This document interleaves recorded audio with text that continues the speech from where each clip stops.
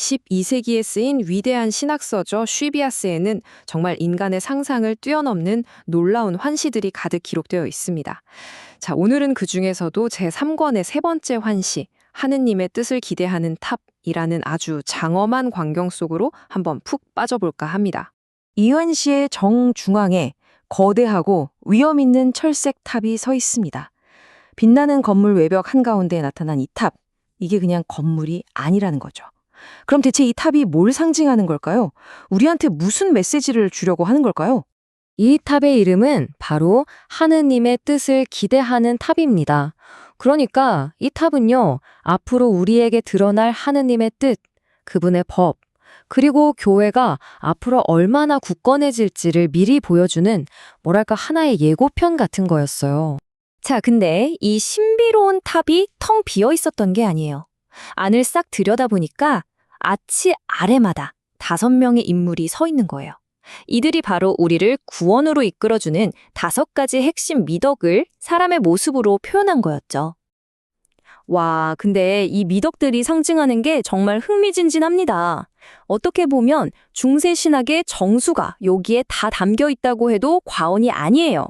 자, 하나하나 어떤 모습인지 무슨 의미인지 자세히 뜯어보죠. 자, 제일 먼저 우리를 맞이하는 건 천상의 사랑이에요. 동쪽을 바라보면서 흰 옷에 주교관까지 쓰고 있죠. 당시 신학에서 사랑이라는 건 모든 선한 일의 출발점, 그야말로 신성한 불꽃 같은 거였거든요. 바로 그 시작점으로서 사람의 아들이 오시기만을 애타게 정말 열렬히 기다리는 그 마음을 상징하는 겁니다. 다음은 규율인데요. 보라색 옷을 입은 젊은이의 모습이에요. 여러분, 그 당시 수도원에서는요, 육체적인 욕망을 잘 다스리는 게 영적으로 성장하는데 진짜 중요한 과제였거든요. 이 미덕이 바로 그걸 보여주는 거죠. 하느님의 법을 따르기 위해서 나 자신을 통제하는 그 굳건한 태도 말이에요. 세 번째는 겸손인데 모습이 아주 인상적이에요. 흰 소매로 얼굴을 가리고 있거든요. 이게 그냥 부끄러워서 그런 게 아니고요. 자기 죄를 똑바로 보고 또 악의 유혹으로부터 내 양심을, 그러니까 내면의 성소를 지키려는 그 순수한 의지를 보여주는 거예요. 네 번째 미덕, 자비입니다. 노란 망토를 입고 사람의 아들의 모습을 가슴에 꼭 품고 있어요. 이게 사실 당시 신학의 흐름을 보여주는 건데요. 무서운 심판의 하느님보다는 자비롭고 사랑이 넘치는 하느님을 더 강조하던 때였거든요. 다른 사람을 향한 따뜻한 마음이 결국 하느님을 내 안에 모시는 길이라는 걸 보여주는 거죠. 자, 여기서 승리를 표현한 방식이 진짜 대박이에요. 한번 보세요. 투구랑 갑옷으로 완전 무장한 여전사가 발밑에 사자를 콱 짓밟고 있잖아요. 이 사자가 바로 악마, 세상의 모든 불의를 뜻하는 거거든요. 그러니까 이건 인간의 힘이 아니라 모든 악을 그냥 압도적으로 이겨버리는 하느님의 힘과 정의를 정말 극적으로 보여주는 장면인 거죠. 와, 그런데 이 환시가 탑 안에서 끝나질 않아요. 밖을 보면 2가지 미덕이 더 있거든요. 바로 인내와 갈망입니다. 탑 안에 있던 미덕들이 좀 신성하고 이상적인 모습을 보여줬다면 이 2 미덕은 좀 더 현실적이에요. 고통으로 가득 찬 이 세상 속에서 희망을 놓지 않고 사람의 아들의 길을 따라가려는 우리 인간의 노력을 상징한다고 볼 수 있죠. 자, 이렇게 장엄한 그림이 쫙 펼쳐진 다음에 드디어 하늘의 보좌로부터 직접적인 메시지가 들려옵니다. 그리고 이 메시지가 성녀에게 아주 결정적인 사명을 주게 돼요. 하느님께서 먼저 이렇게 말씀하세요. 오, 얼마나 아름다운 눈인가. 이게 그냥 너 눈 예쁘다 이런 칭찬이 아니고요. 지금 네가 보고 있는 게 그냥 헛것이나 환상이 아니라 진짜 신성한 계시라는 걸 하느님께서 직접 확인시켜 주시는 아주 중요한 말이었던 거죠. 그리고 바로 이어서 아주 엄중한 명령이 떨어집니다. 네가 보고 듣는 것을 말하고 기록하라. 나약한 인간으로서 당연히 두렵고 떨렸겠지만 이 신성한 지식을 세상에 반드시 알려야 한다는 피할 수 없는 소명을 받게 된 겁니다. 여기서 밝혀진 가장 중요한 계시 중 하나가 바로 이 하늘의 빵에 대한 거였어요. 하느님께서 직접 이 빵이 바로 사람의 아들이라고 알려주십니다.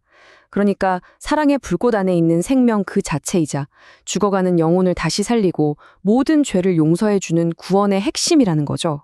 이 놀라운 환시와 메시지를 듣고 나니까 성녀에게는 말 그대로 새로운 눈이 열린 거예요. 전에는 그냥 익숙하게 읽고 지나쳤던 성경 구절들 있잖아요. 그게 방금 본 미덕들이랑 생생하게 연결되면서 완전히 새로운 의미로 확 다가오기 시작한 거죠. 이 표가 그 깨달음의 순간을 정말 잘 보여주는데요. 예를 들어 이사야서에 나오는 당신께서 하늘을 찍고 내려오셨더라면 이라는 그 간절한 외침이 천상의 사랑이 품고 있던 기다림과 딱 맞아 떨어진 거예요. 또 루카복음의 구절을 통해서는 자비가 곧 인간의 몸으로 오신 사람의 아들이라는 걸 깨닫고 시편의 그 경이로운 구절을 보면서는 승리의 갑옷 앞에서 인간이 할 수 있는 건 오직 겸손뿐이구나 하는 지혜를 얻게 된 거죠. 자, 그럼 이 엄청난 환시가 궁극적으로 우리에게 하려는 말은 뭘까요? 12세계의 본이 환영이 도대체 오늘날 우리랑 무슨 상관이 있을까요? 그 핵심 의미를 한번 짚어보겠습니다. 이 환시 전체를 관통하는 아주 강력한 비유가 하나 있어요. 바로 이 세상은 온갖 위험이 도사리는 거친 바다 같고 우리 인간은 그 깜깜한 바다 위에서 길을 잃고 헤매는 배와 같다는 거예요. 바로 이 지점에서 탑의 진짜 의미가 드러납니다. 하느님의 뜻을 기대하는 탑과 그 안에서 빛나던 미덕들은 어두운 밤바다를 떠다니는 우리를 위한 등대인 셈이죠. 길 잃지 말라고 하느님께서 우리에게 비춰주시는 구원의 빛인 거예요. 그리고 그 등대가 가리키는 최종 목적지, 우리가 폭풍우를 헤치고 마침내 도착해야 할 안전한 항구는 바로 사람의 아들입니다. 그분이야말로 이 모든 미덕이 완성된 모습이고 우리를 세상의 모든 거친 파도로부터 지켜주는 영원한 안식처라는 거죠. 900년 전의 이 환시는 시간을 훌쩍 뛰어넘어서 오늘 우리에게도 깊은 질문을 던지고 있습니다. 우리가 항해하고 있는 이 복잡하고 어지러운 세상 속에서 여러분 한 사람 한 사람의 삶을 비추는 미덕이라는 등대의 빛은 과연 어떤 모습일까요? 한 번쯤 생각해보면 좋겠습니다.